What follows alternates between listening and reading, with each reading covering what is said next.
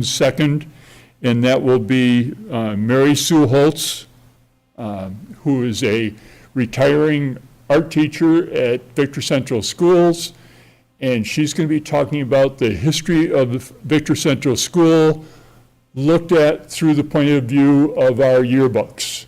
The school's got pretty much a complete collection of all the school yearbooks, and I've had an opportunity to go through and look at some of them, and it's a great way to go back and remember what it was like when Victor was just a little school, and then just to see the styles, the clubs change, and then how we went from being a tiny school to being a big one. So we're looking forward to that. That'll be the last talk for the season. Tonight we have John Marks, who is from Historic Geneva, previously the Geneva Historical Society. John is originally from Penn Yan and has a master's in historic museum studies. Is that the right term for it? And tonight, John's going to be talking about the Phelps and Gorham purchase, which we sometimes tend to forget, but boy, it's had a very big influence on the history and just the way we are organized today. And that goes back, 180 years practically time. So it's had an impact over many, many years. So without further ado, I'll let John. Great, thank you.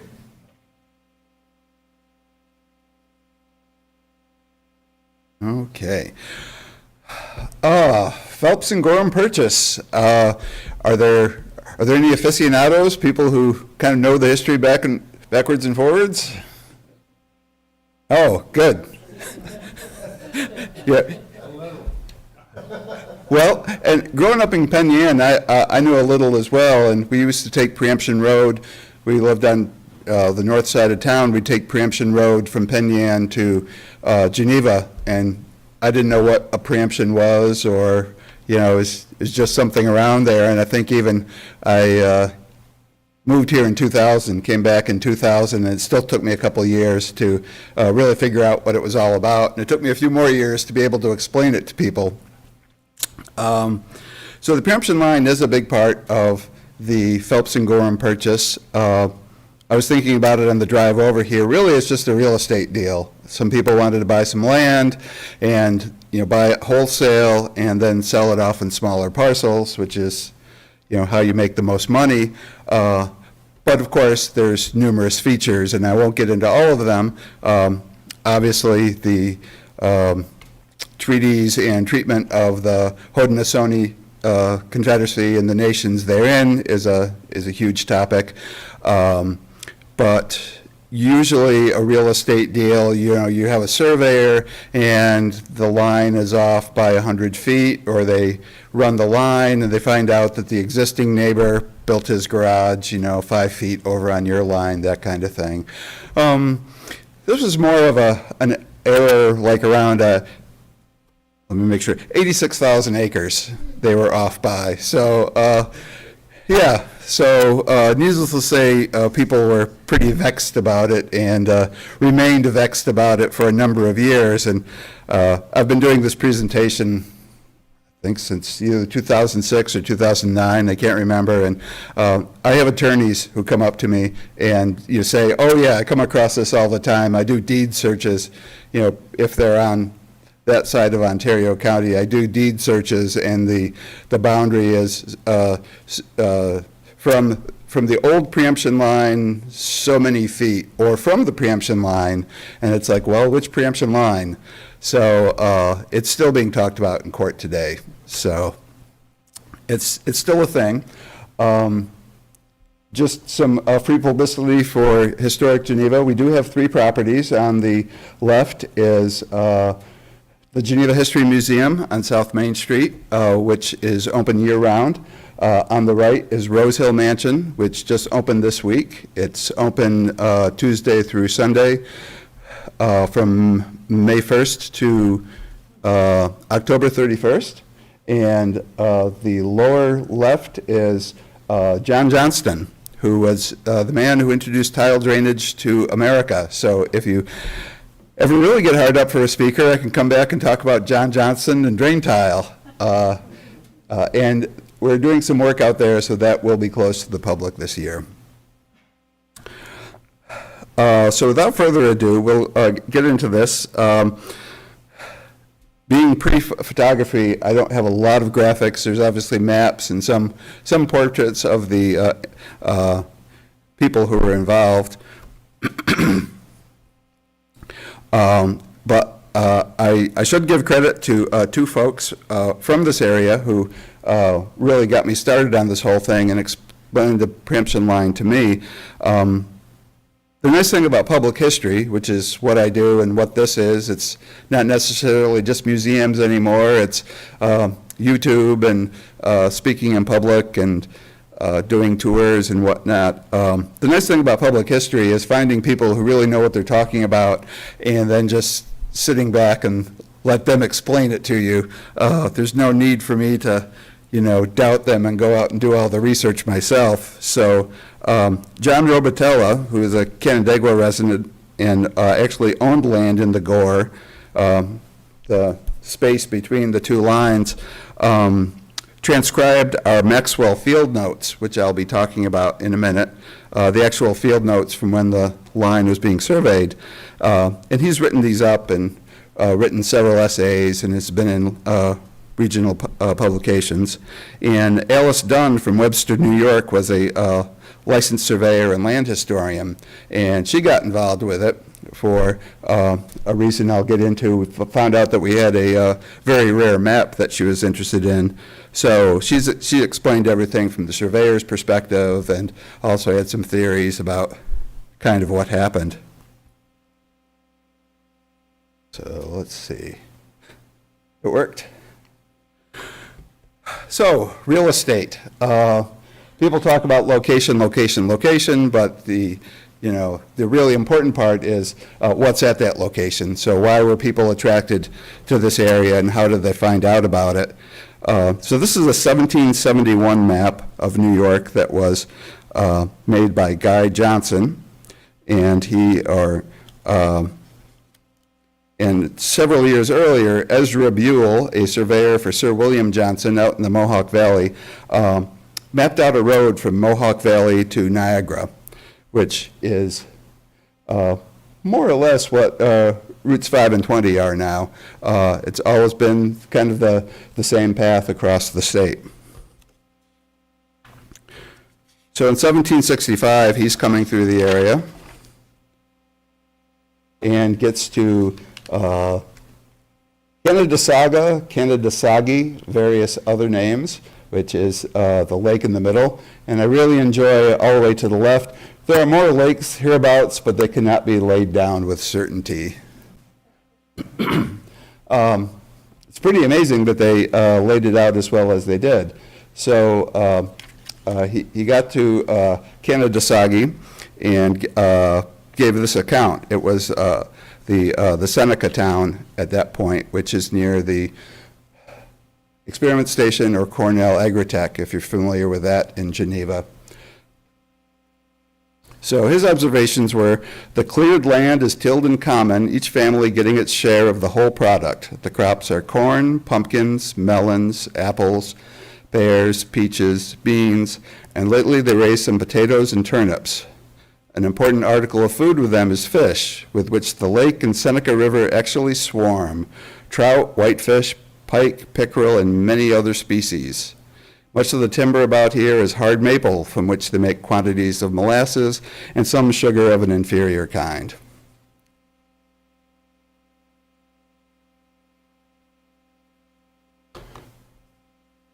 And we were talking about before some of the land around here, but especially if you're familiar with or are from the New England states or Eastern New York or some of the other places that northern New York where the soil's pretty rocky and not as fertile as around here. This made a big impression on people. So it was kind of in the context of the time. And also, New York State was pretty much, at this time, was pretty much New York State, Hudson Valley, and Mohawk Valley, maybe out to about Utica, Fort Stanwix. And some of the land had been tilled for quite a while, and they weren't really up on replenishing their soil, so a combination of maybe poor soil to begin with, and also just being farmed out. So people were pretty excited when they saw this. And the next people that came through, rather sadly, were part of Sullivan and Clinton's campaign that was sent through here in 1779 by George Washington.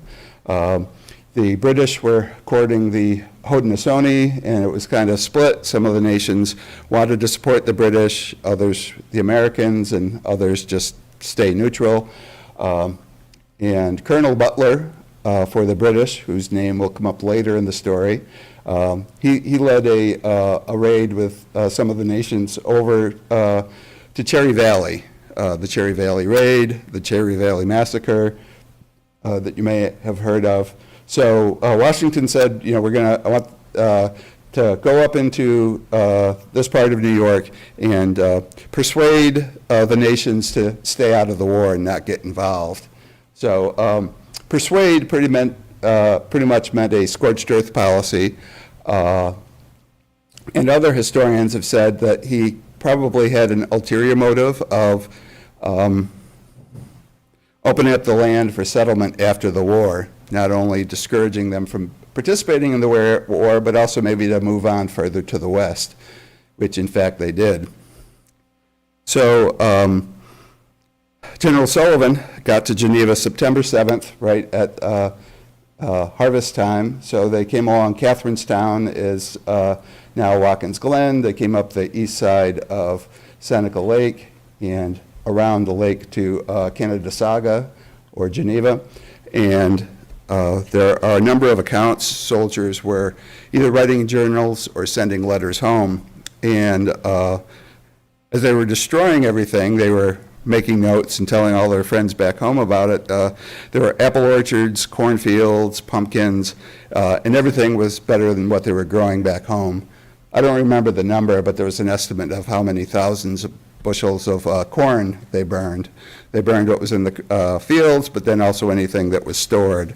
And by the time they got to Canadasaga, everyone there had headed off to the west, up to Fort Niagara. So, you know, besides Ezra Buell, this was the first real tour that people got of this area, that they had, you know, gone in and seen what was available. So they were pretty excited about it.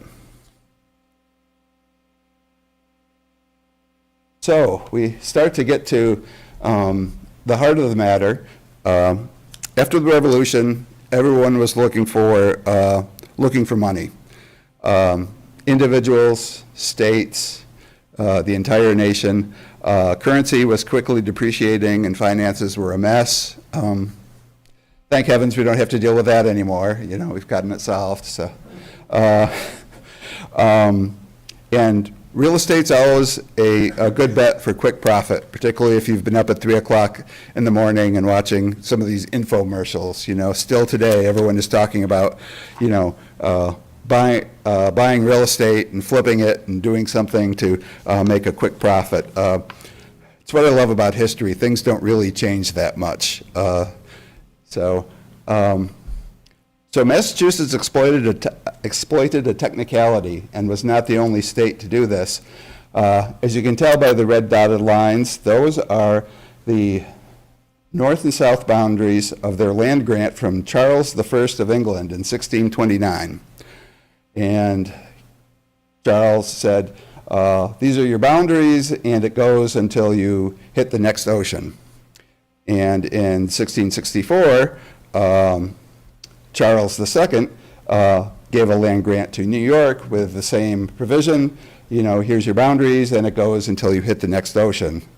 So Massachusetts looked at it and said, oh, well, we overlap, so you know, we're gonna claim Western New York for ourselves. pretty thin premise, and their intent was never to actually have have their state split in two. They just wanted the money. And Connecticut did the same trick with the Western Reserve out in Ohio. And I think there were even a few other states where this happened, but they looked at the land grant and said, oh, well, there's this undeveloped piece of property out here. We're gonna claim it for ourselves.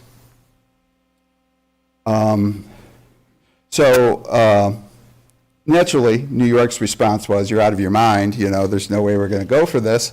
But being the 1780s, it still probably weren't really sure who was in charge. So the issue bounced around for a while. It went to Congress. Congress didn't want to decide it. It went to the Supreme Court. The Supreme Court didn't want to decide it. So finally, they got together in 1786, and this is a slightly later map. But again, you get the nice image of the road west from Fort Stanwix across through here up to where Buffalo is now. So they got together for a Hartford Convention of 1786, and hash this out. So they said Massachusetts would receive the preemption right of the soil. And I looked up the definition: the right to purchase something, especially government-owned land, before others, acquisition or appropriation of something beforehand, which, when we were all children, we just called dibs. Okay, Massachusetts has put dibs on Western New York. So they would get the money up front. After, of course, and this was no small thing, they would have the right to offer the land for sale after the Indian title had been cleared.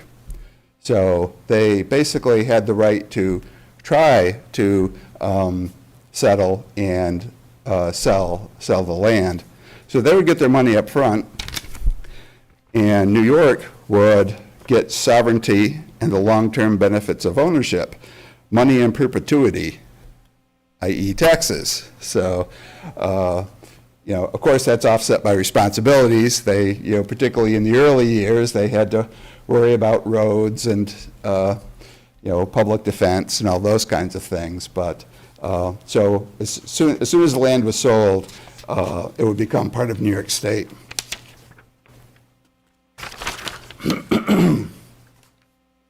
So how to divide this up and decide where they're going to start, selling things off. And just to take a step back, so I mentioned previously that New York kind of ended about where Fort Stanwix and Utica is. So the military tract was solved about the same time or slightly before this whole Hartford Convention. So the land from about Syracuse or a little bit east of Syracuse, and feel free to correct me if I'm wrong, that land over to Seneca Lake was, the title was cleared with the Haudenosaunee nations by the state of New York because they didn't have any money to pay the Revolutionary soldiers. So they said, well, you sign up, you serve, you can get land. So that became the military tract. So by 1786, New York had kind of, marched along to the west to Seneca Lake. So they decided that this preemption line would start at the 82nd milestone on the Pennsylvania-New York state line, going due north to Lake Ontario. And this was 82 miles west of where the Delaware River crosses the state line. So you look at a map, which this, as I say, this was just made a few years afterwards. And once you know where the 82nd mile marker is, it looks like it goes right through the center of Seneca Lake. Spoiler alert, that's not what happened at all. Eventually it did, but it took a long time to finally get there. The 82nd milestone is still there. In talking with Alice Dunn, there are survey professional surveyors who are also survey historians, and they've gone out with GPS markers and machetes and permission and, found the 82nd mile marker. And then I think every mile heading north along the line, there was another stone placed, and they found a few of them. I don't know if they got, I don't think they got around Painted Post, maybe a little north of Painted Post. And then of course they fall off, but I think there's still some of them up around Sodus, if they know where to look for them. And this is the confusing part of the story that that always bothered me. You would read letters or hear historical accounts or stories about someone in this area saying, well, today I walked to Massachusetts to cut wood and I walked back, and that didn't make any sense. And it was colorful but confusing because it was never really true. It was someone who was near the Preemption Line and they walked a half mile across the line and they were in Massachusetts. So, that always confused me as a younger person. So there's never a question that the land was going to become New York.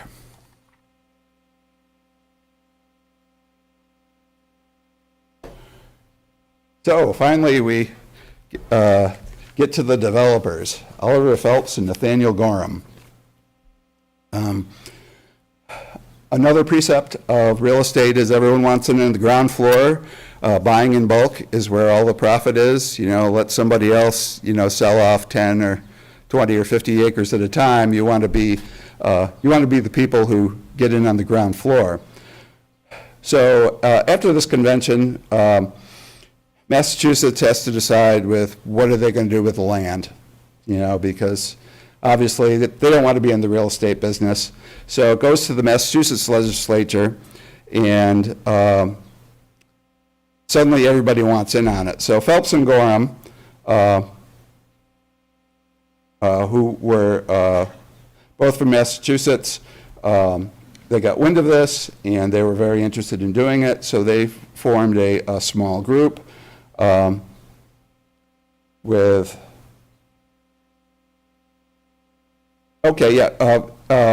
Phelps had a few of his friends together, and they were going to go to the Massachusetts legislature, and then Nathaniel Gorham found out about it with a few of his friends. They said, okay, we'll all go in together. It'll be Phelps and Gorham, and we're going to go to the legislature in 1787. The House approved it. The Senate didn't, because some of the senators smelled money. It was like, oh, well, we want in on the ground floor too.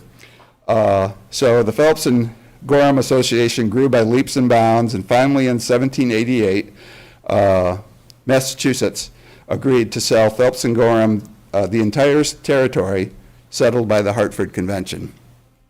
6 million acres in New York State, from Seneca Lake all the way to Buffalo. The terms were $1 million in Massachusetts currency, which was depreciating, in 3 annual installments plus interest, beginning in 1789. So they had to come up with $250,000 in a year. Then, of course, Phelps and Gorham had to clear the native title to the land at their expense before they could offer the property for sale. And before they could sell the line, most importantly, they had to survey the Preemption Line and all the interior townships. So, in hindsight, it didn't really seem like that great a deal. They had to do all the work, and really they were paying $1 million for a chance to negotiate title to the land. So most of the associates remained in Massachusetts and waited for the money to start rolling in, but Oliver Phelps realized that someone was going to have to take the lead, so he came on out to this area.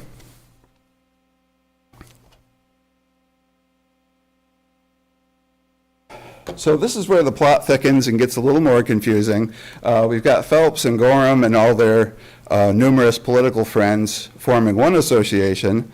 There was a second association called the New York Genesee Land Company that got involved in 1787, a little bit before Massachusetts approved it. And they had about 80 investors.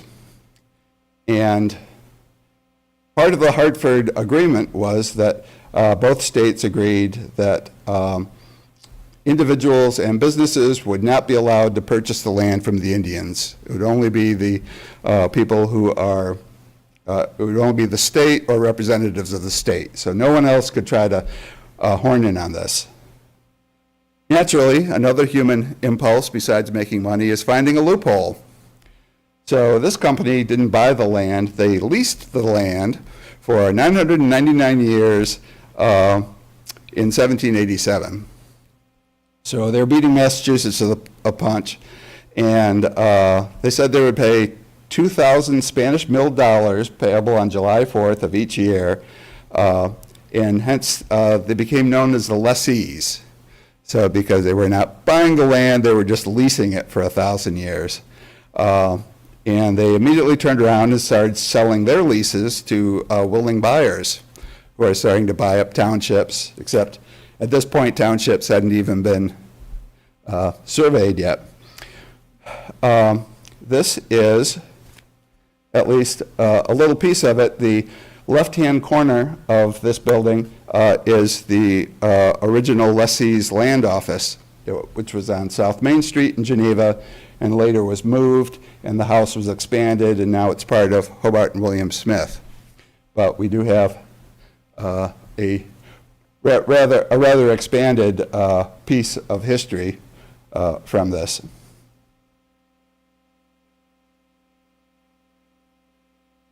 Well, like anyone, when they discover somebody has gone behind their back and done what they weren't supposed to, New York Governor George Clinton denounced the lessee maneuver, warned the Haudenosaunee that they were victims of fraud, and declared all the lessee titles null and void. And this was the official proclamation. And we have so much of this in our collection. I don't know how it got there. Some of it's photocopies, some of it is typed transcripts and things of that nature, but we have transcripts of the original Hartford Agreement, and this proclamation from George Clinton. But you can tell did resolve as the sense of the Senate and Assembly that the said leases are purchases of land. The said leases are not binding on the said Indians and are not valid.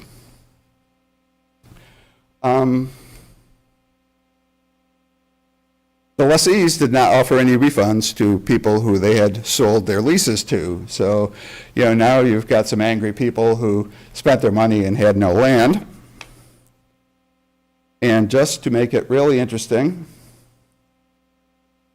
I mentioned Colonel Butler from before, who was active in this area on behalf of the British and had worked with some of the Haudenosaunee nations. There was a third company that was forming up in Canada, the Niagara Genesee Land Company, and Colonel Butler was one of the principals. And because he had been active in this area and fought with some of the people, they sought to use Colonel Butler's influence for their financial benefit.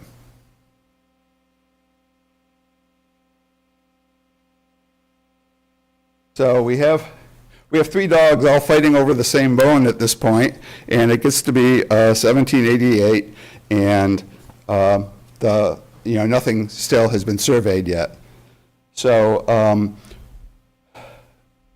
in June of 1788, Phelps comes out here to Canadasaga or Geneva, and I should say as a side note, we have no evidence of when it shifted from Canadasaga to Geneva. We don't know why it was called Geneva. It's not Switzerland. It's not anything else. We can't find even a scrap of paper where someone said, oh, we sat around at the tavern tonight and decided we were going to call it Geneva instead. So, early on it was Canadasaga, and then suddenly by 1794 it was not. So of course, he had looked at the map and thought that Geneva was going to be on the correct side of the preemption line. So he heads out here to start negotiating with Haudenosaunee representatives and the chiefs. So he thought they were going to meet in Canadasaga in June. But the lessees got to the chiefs first and kept them out in Niagara, because they're like, well, we've curried favor, so we're going to kind of control them and, have things go our way.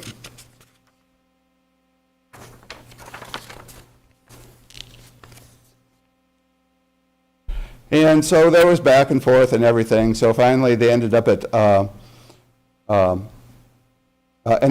Buffalo Creek, which you can see comes across there on the left out of Lake Erie. And there's all three companies. So the Canadians and the lessees and Phelps, on behalf of Phelps and Gorham, are all trying to come to some kind of agreement. So naturally, Phelps and Gorham wanted all of Western New York, and like New York before them, the chiefs said, "You're out of your mind. We're not going to give you all that land, or even sell it." So they agreed to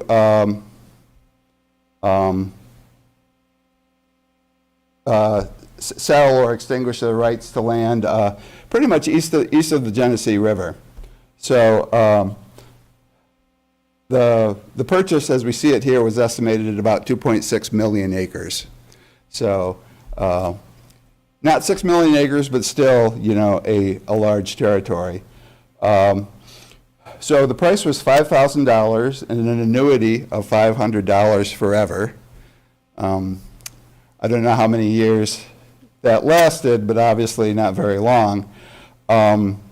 So the lessees got their piece of the action because, again, they had influence, and they were kind of instigating the Haudenosaunee. It's like, well, we should get our share out of this. So they did. They got 4 townships, and each township was 6 miles on each side. So one township was 36 square miles. And in an economy where money wasn't worth anything, that was pretty good. You really had something, especially if you had 4 townships. And that was just to the lessees, all of the investors. And then Caleb Benton and John Livingston, who were 2 of the ringleaders, each got 1 township. And it doesn't show up well on the screen, but if you find this Phelps and Gorham map on online, you can see where all the names are, and Benton and Livingston are along the Preemption Line, along there on the right-hand side.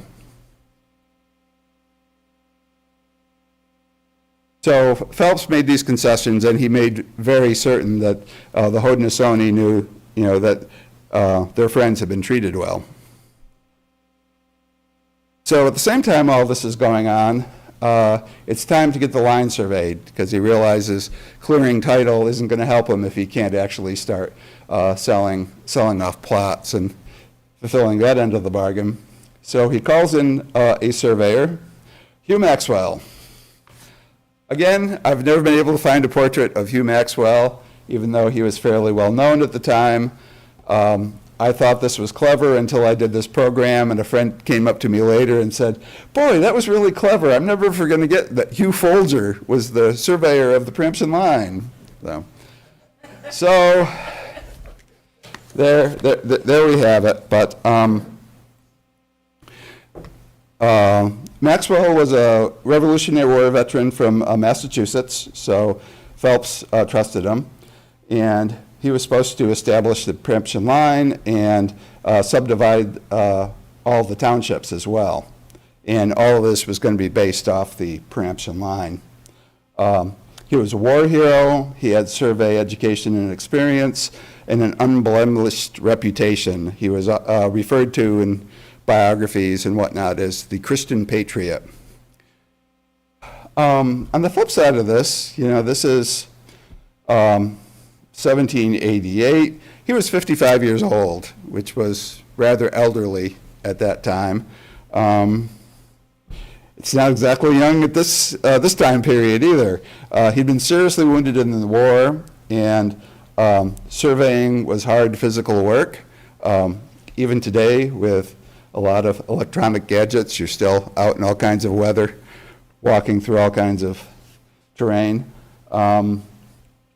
He wrote to his wife while he was surveying the line, "My health hitherto has been pretty good, though the fatigue is exceeding great." So, you know, he was sleeping rough. He didn't have Celebrex or Advil or anything else. So, you know, this is pretty hard work.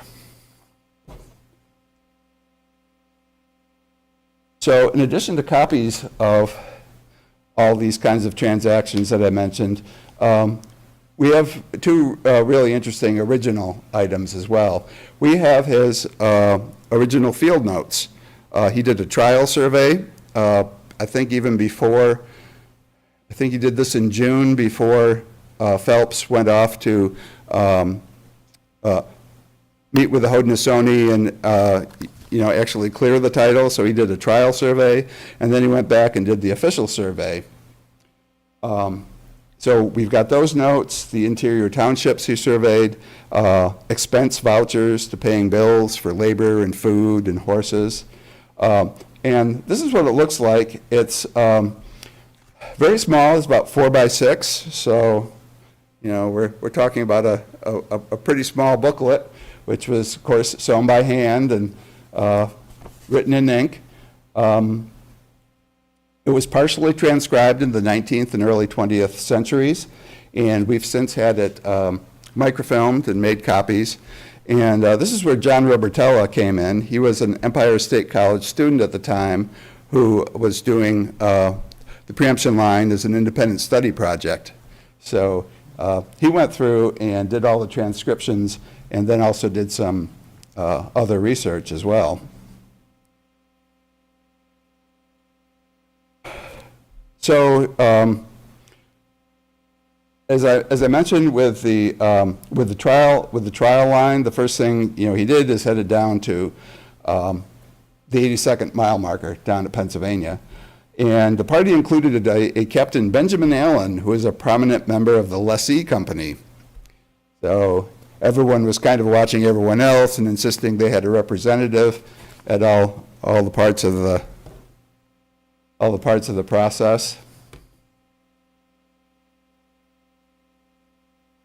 I would not attempt to read those off the screen, but these are the kinds of things that he was doing. The bottom of the second page, going up to the second page. The soil is pretty good loam, then 3/4 of a mile and 2 tally over a pretty high mountain. The timber oak, hickory, chestnut, and pine to a small brook, but enough to run a sawmill and a very good place for one. So today's surveyors are kind of checking and rechecking established lines and this kind of thing. This was going through the wilderness. So his job not only was to get the line correct, but also to be an advance man. No one had really checked out this property. They wanted to find out what was on it. So as he's going along, he's describing the natural resources and potential for development. Both when in the trial and when he does the official line, he talks about all this kind of stuff I just read. He doesn't mention allowing for magnetic north, which is very important. So he gets to present-day routes 5 and 20 up on what's been called Beans Hill, or Lafayette Inn used to be there, and then there was a Ponderosa, that kind of thing. And he was 4 miles west of Geneva, because Geneva was very, very tiny. He was 4 miles west of Seneca Lake. And no one had really expected that. And he gets to Geneva or Canada before Phelps leaves for Buffalo Creek. So he knew that the Preemption Line was not where he wanted it to be, and he had planned on having his land office headquarters in Geneva. So he tells a representative, we're going to have to put it in Canandaigua. So Canandaigua became the center of things, and you better believe Geneva has never gotten over it. For being so close together, for some reason these two cities just do not cooperate on things. So Phelps goes off and he's disappointed already, and he knows in his heart of hearts that the line is probably wrong. So The survey formally begins on July 25th. The other interesting original artifact we have in the archives is a very long strip map of the original line and the corrected line that was done in the 1790s. And Alice Dunn said not that many of them would have been made. And it's, maybe about this wide and maybe 30 feet long. It was just a strip map, just of the line and the topography that the two lines were crossing, made out of nice polished linen. So we had a copy made. We ran it through a machine very carefully, and now we have a big paper copy. And it's a little hard to see from here, but right from the north boundary of Pennsylvania, almost immediately, he starts heading west. You can kind of make out here, we'll see it better in a moment, the two lines are starting to diverge. So again, he didn't allow for magnetic north, and he just, starts following a compass that was pointing to the magnetic North Pole and starts walking. Some of his observations were the land on both sides of the brook seemed to be cold and thick of hemlock and white pine. Then 20 yards to the upland, the land appears cold. So as we were talking about before, the closer you got to Pennsylvania, the land was not quite so great.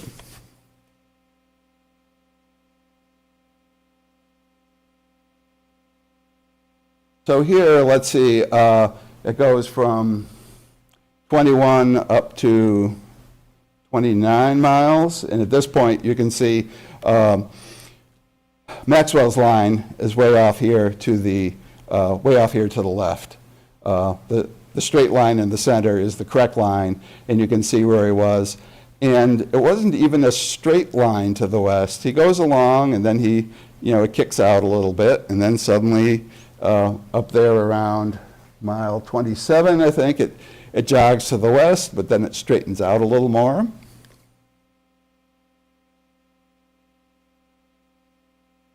And then right down there about where Dresden is, XLV. That's where my Roman numerals start to fail me, but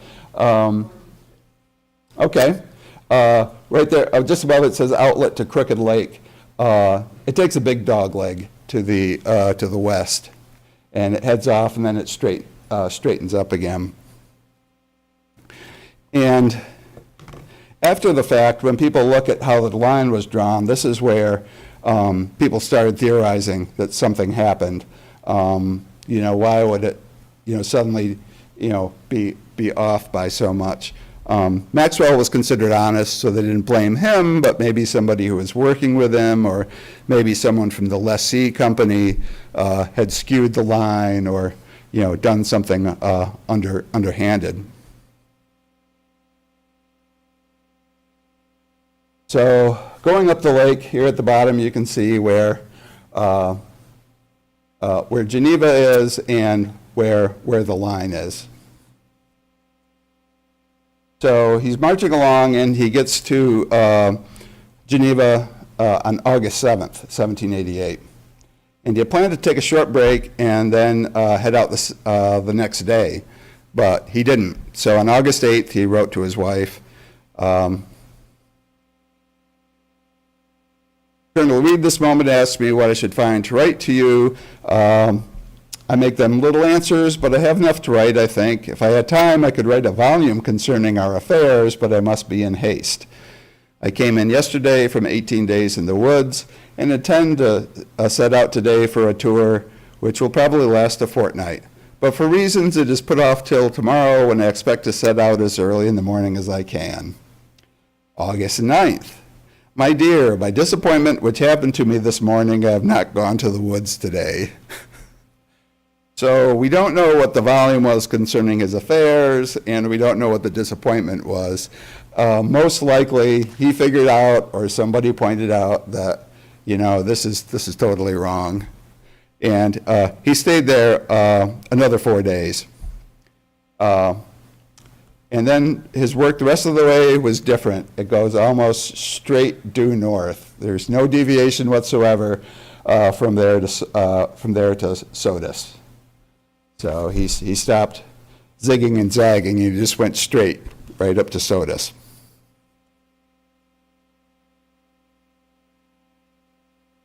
Oh, I forgot I had this here. So this is what Maxwell's preemption line looks like if the correct line goes through the middle of Seneca Lake. This is what 4 miles looks like.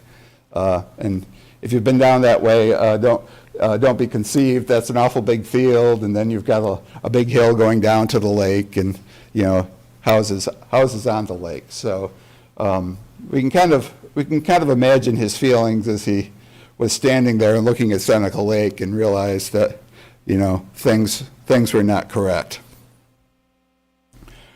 So as I say, this bothered Phelps even after he went back to Massachusetts.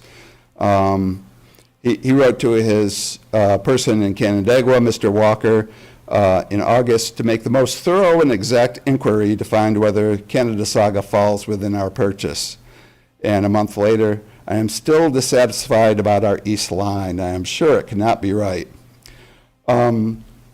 Why didn't he fight at the time? I imagine because he was under the gun to, start selling land and make the first payment to Massachusetts. There's a lot of guessing in this history by smarter minds than I am. So, but that's probably what happened. He just, decided to live with it.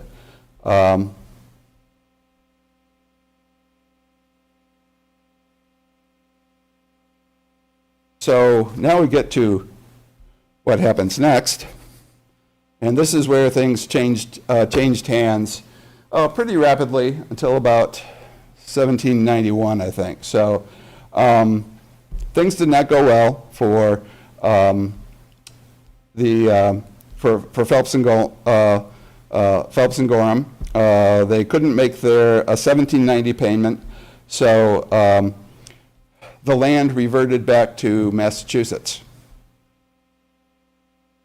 I'm sorry. They surrendered back to Massachusetts that portions of the land which was still west of the Genesee. So theoretically, they had the option for everything out to Buffalo. They said, goes back to Massachusetts.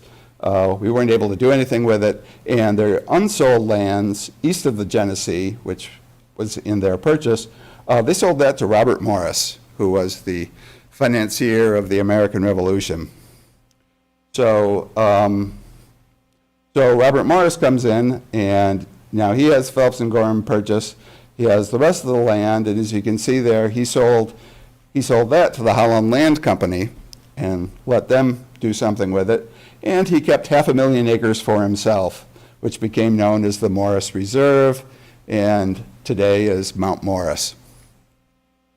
So, so Morris turned around pretty quickly and sold. He had 1.2 million acres of the original Phelps and Gorham purchase that was unsold, and he sold it to the Pulteney Association in 1792. Canandaigua is a bustling county seat. Oh, and I'd mentioned earlier with the gentleman, so this is in 1790, and you can see even from here, I think, where all the where townships have been sold, and so the ones around the main lakes were sold, and some of them to the east and the west, and then you get down south of Keuka Lake, and you get down towards Hornell and down around in there, and those townships were not sold yet.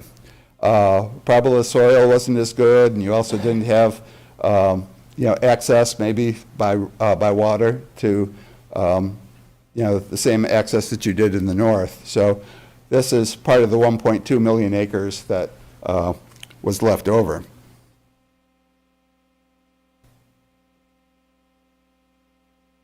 So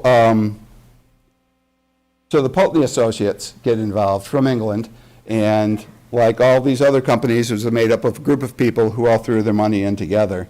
And at this point, you know, they decided we really want to know what's going on with the preemption line. So Benjamin Ellicott was hired to resurvey the line and came up with the correct one. And by 1795, the survey map was finally approved by the state. And in 1796, that was attested as the one true preemption line. And that's what we have the strip map of. So you had 86,000 acres between the two lines, and this became known as the gore, which is any kind of triangular piece. Anyone who's done any tailoring or dressmaking, it's any time you have a kind of a triangular piece. So it was just a gigantic mess. The Pulteney Association owned the gore, but the land had already been sold off, so they reached a settlement. New York gave them at least 3 acres of land in New York to the east for each acre the state had already sold. So it wasn't all of a piece, but they had land in different parts of New York State that they could now sell off to try to claim some money back. There was a law that foreigners could not own land in America, so Charles Williamson from Scotland came over here, and at that point becoming a citizen was pretty easy. I think he had been here for 6 months or a year, and he raised his hand and became a citizen. So he was technically the owner of the land, and he was the land agent.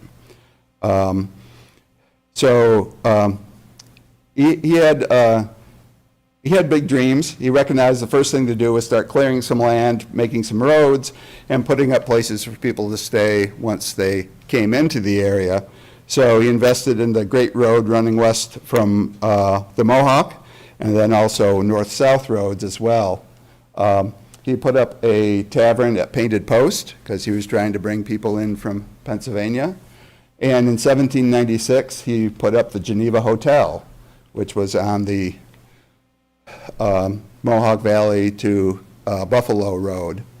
And it was considered the finest hotel west of Utica, which I don't know how much competition there was back then, but we do have travelers saying that they were very relieved to see Geneva and get out of the carriage for a little bit.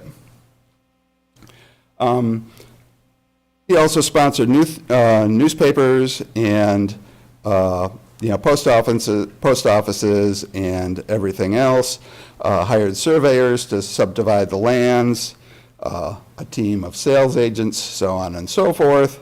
And after 10 years, he had spent $1.3 million and had brought in about $150,000, which did not go, plus a larger amount due on mortgages. So we owe a lot to him to developing this area, but not so good for the Pulteney Associates. So the next gentleman was Robert Troup, who came in, and he did a much better job of watching the bottom line. And in today's culture, his biggest claim to fame was that he was Alexander Hamilton's college roommate, and also went to the Revolutionary War with him. The things you find out on Wikipedia. After Sir William Pulteney died, the Pulteney Association became the Pulteney Estate, and we have several large ledgers well into the 19th century of all the land holdings. They owned businesses and companies and land up in Sodas Point. I think they were investing in some railroads. The Pulteney Estate was still in business until 1926, when their final piece of land was sold off. So, so it went on for quite a while, and the ledger is very interesting. I've only glanced at it a few times, but all the things they were invested in, so it was still churning out money for them. So, markers on the land. Of course, we have Phelps and Gorham down here on the lower right.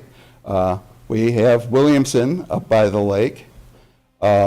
We have Caledonia because both Sir William Pulteney and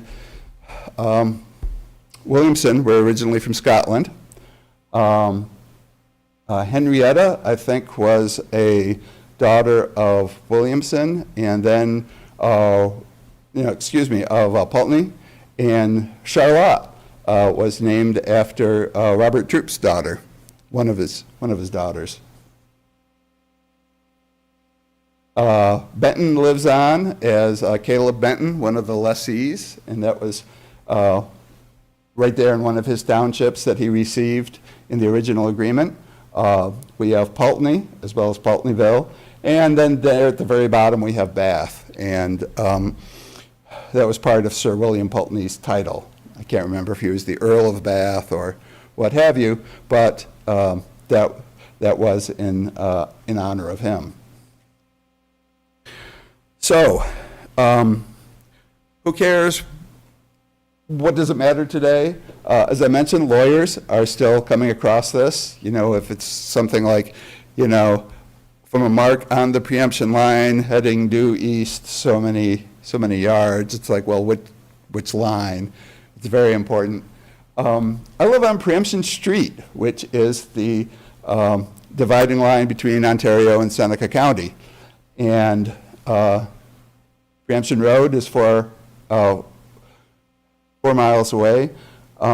We bought our house 19 years ago. It's gotten much, much better with all the smartphones and everything else. But in 2003, there wasn't all that yet, and you try to order a pizza, and you say you're on the corner of Preemption Street and Packwood Road, and you get a call from some kid who's off on Preemption Road.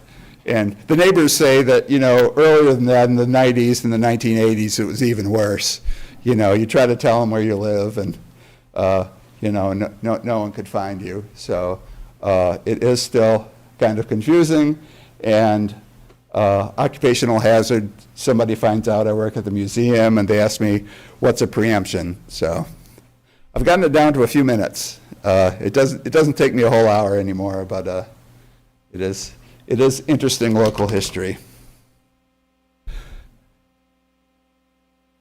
I have more information, which I won't go into. It may come up with any of your questions, if you have any. That's the town I came to. It was founded in 1807. Yep. And it went all the way to Hornellsville. Okay. And it eventually got sold off later. But one of the things I thought was kind of funny, that, you know, the things going to mills, he was going to open a mill, start a mill. Anyway, somebody stole the crane. It's the project. So I'm not sure just how really what, you know, and there's just, it kind of makes me just wonder a little bit about him. Yeah. It's in the town history. Stole the crane. In other words, it was a little. Yeah, mills, you know, for everything, whether it's obviously grist and sawmills, but you know, pretty much we were not blessed with the same water power that they were out in the Connecticut River Valley and other places in New England. But you know, we did have small enough streams. What are you gonna kick out? Could you just say the first name? Older people? Yeah, I think by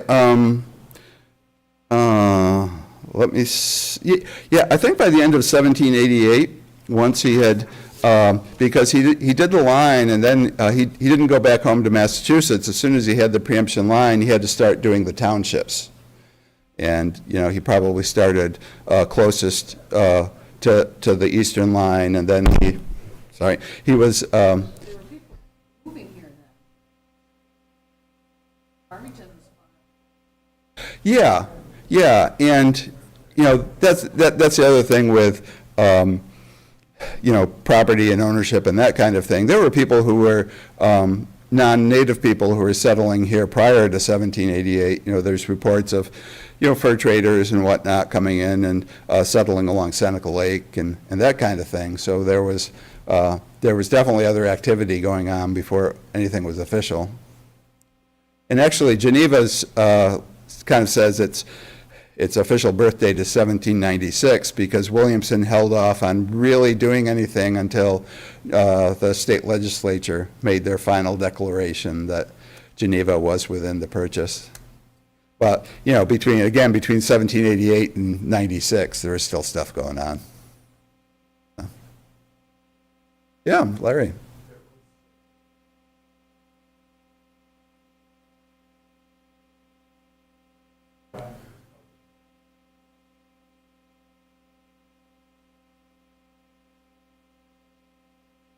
Wow.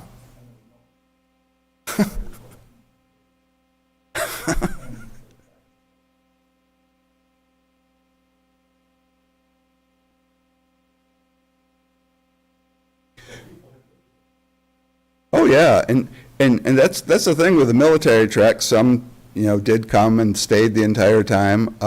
Others were, again, you know, just looking for cash. And that might be more tricky than one family living on the same plot for 200 years was, it would change hands so quickly. It's like, well, I'm going to sell my tract and get whatever money or barter I can for it, and then the next guy or whoever did the same thing, and so on and so forth. So you see a lot of things changing hands sometimes.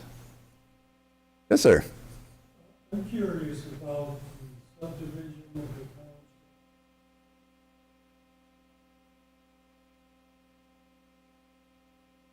Well,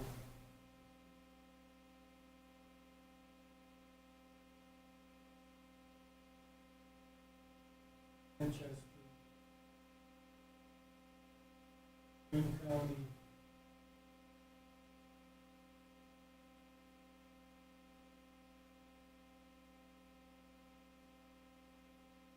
That was maps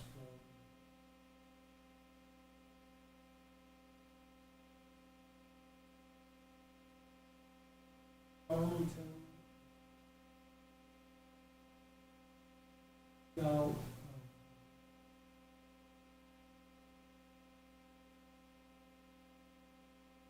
pattern.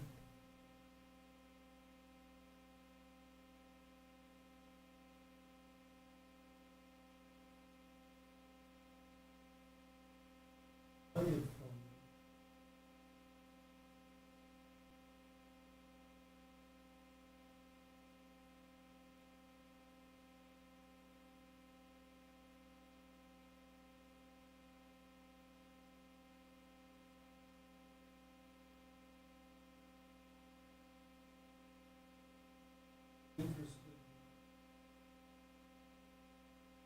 documentation.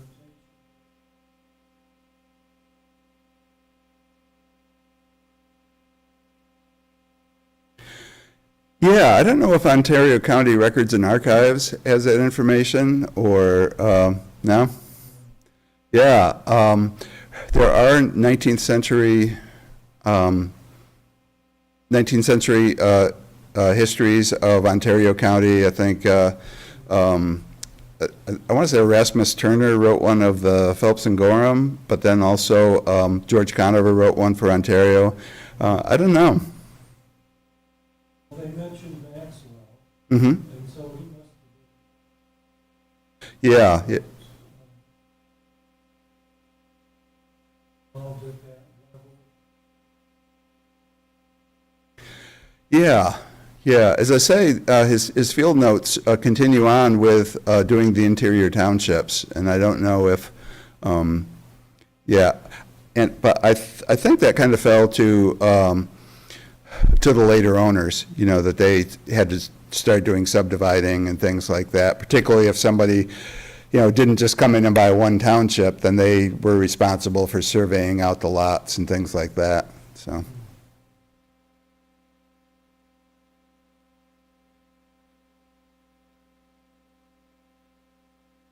No other questions? Thank you.